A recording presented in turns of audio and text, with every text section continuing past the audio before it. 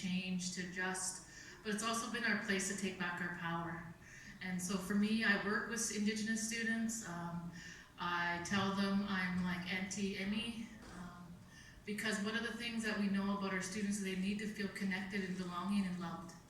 And so I'm a pretty cool auntie, so I Facebook my students, I Snapchat them, I try to stay connected on whatever level they need, and I don't just help them around academia, I help them around a lot of issues around financial issues, some emotional stuff, but one of my best roles that I have is I'm a mom.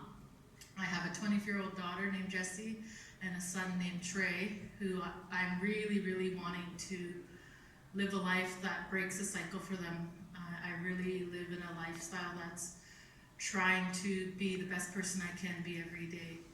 And so I don't drink or do drugs. I've been sober for 11 years.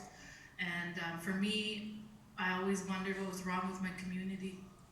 I always wondered what was wrong with my family. And I had a lot of shame around my identity.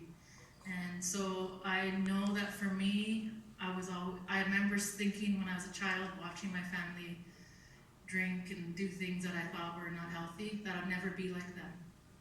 But I ended up being like them. And so for me, I hope that today that you know that there's ways for us to use academia and walk in both worlds. I know that education for me has opened many, many doors, but I don't think that it's been the only tool that's gotten me to stay employed. It is important for the non-native people to see the letters behind our name, but it's not important for our people. But I do think that we do have some work to do around decolonization and cultural safety for our students in all the universities. So, and I like to talk, so maybe I'm taking more of my time. I'll let Carol go.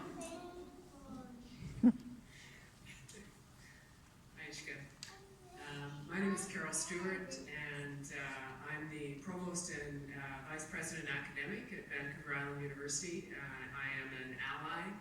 My background and my heritage is Scottish, and I am fourth generation in Canada, and it's a great pleasure and privilege to work at Vancouver Island University. We are not an Indigenous university, but we have a lot of Indigenous heritage, and so my job on the panel today is just to give you a little bit of context for the work that we do and what Emmy and Danielle and Auntie Geraldine are going to talk with you about.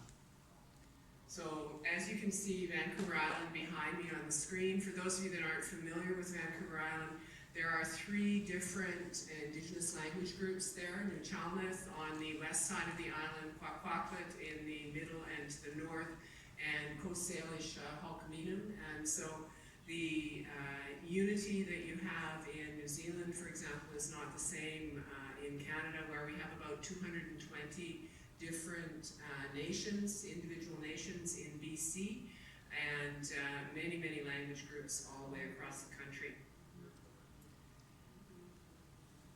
I want to talk a little bit about Canada's Truth and Reconciliation. Of course, the residential schools are a very sad and very difficult component of our history in Canada. You can see at the top here in this picture Terry Newman, who is an Indigenous artist, and behind him is the Witness Blanket, which was created as an artistic tribute to residential schools, and it's composed of artifacts that came from the residential schools. All of them came, here we go, okay.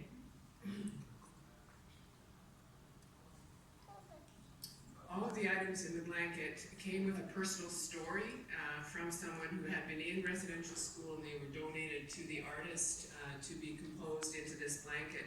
We hosted it at Vancouver Island University when it first went on tour within Canada, and it moved all the way